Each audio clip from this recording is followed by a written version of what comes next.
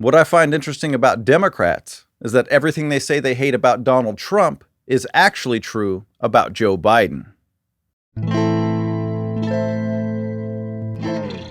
Joe Biden is exactly who they tell us Trump is. He's an old, privileged white guy with a history of harassing and inappropriately touching women.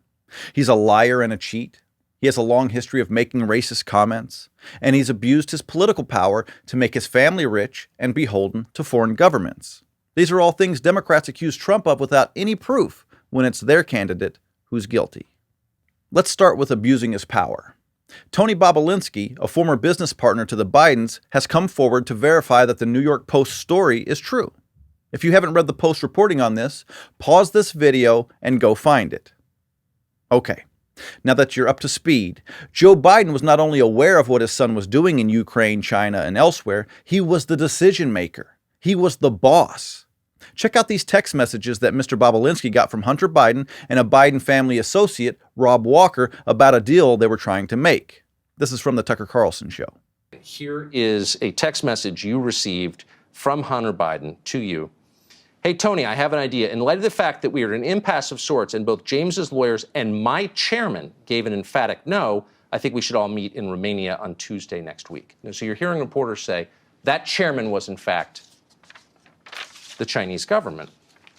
Here you have Rob Walker responding to you. Clearly there's some confusion over this, and he's saying, and I'm gonna put this on the screen now, when Hunter Biden said his chairman, he was talking about his dad. Correct. There's two chairmen in the story. There's Chairman Yi, who was the chairman of CFC. Yes. In that text from Hunter Biden, he was not talking about the chairman of CFC.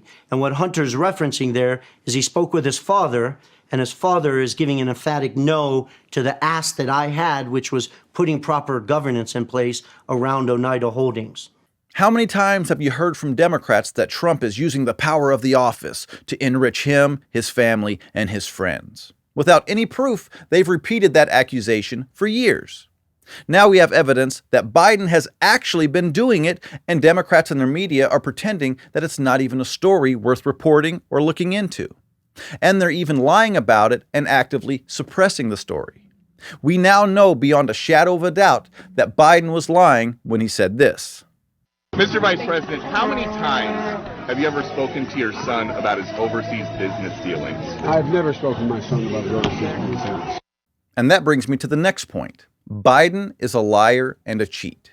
He got caught plagiarizing in law school, and he got caught plagiarizing speeches when he was running for president in 1988. The story of how Joe met his wife is likely a lie because Jill's first husband claims she was cheating on him with Joe. And Joe's first wife was sadly killed in a car accident in 1972 when she pulled out in front of a semi-truck, causing a crash. But Joe claims that the truck driver was drunk, when there isn't any proof of that. And the details of the crash are absolutely clear according to the people who were on the scene. The semi had the right-of-way when it happened. Now, do you remember the name Tara Reid? And I'm not talking about the actress from American Pie fame. This Tara Reid was a Biden aide in the 1990s that says Joe sexually assaulted her. And there are several women who have come out and said Biden has inappropriately touched them and made them feel uncomfortable. Then you have videos like these that are just cringeworthy to watch because they're just so inappropriate.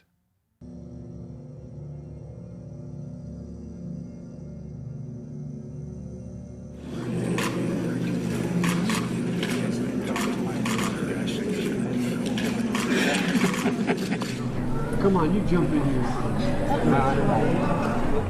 Can I go with Jesse alone?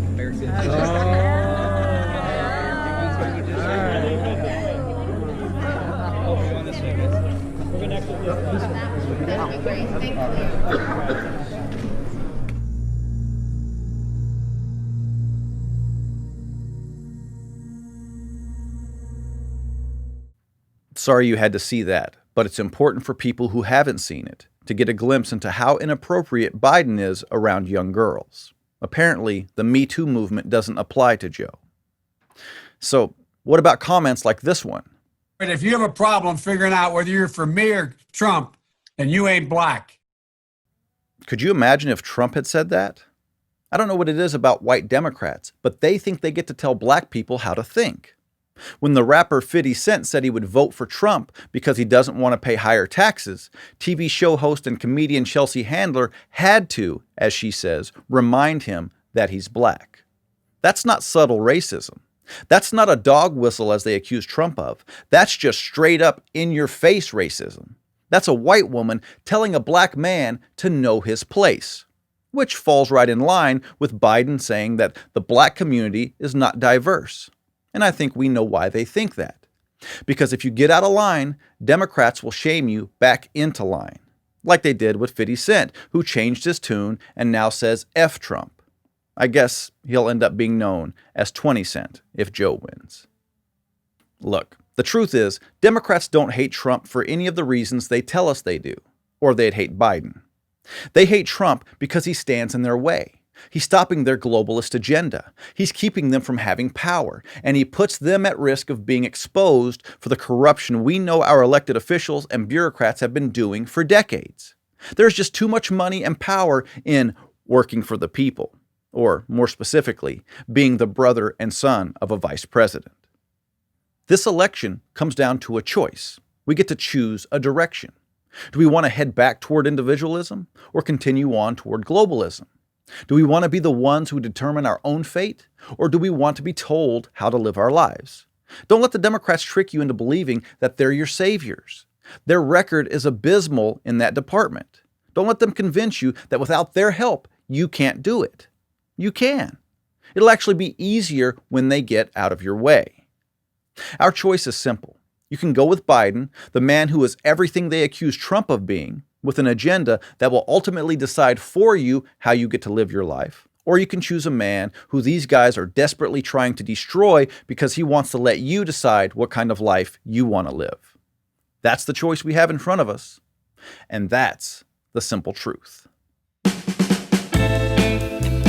Thanks for watching. If you like this video, subscribe to our channel, and if you want to become a supporting member of Blue Collar Logic, click on the link in the description and give what you can.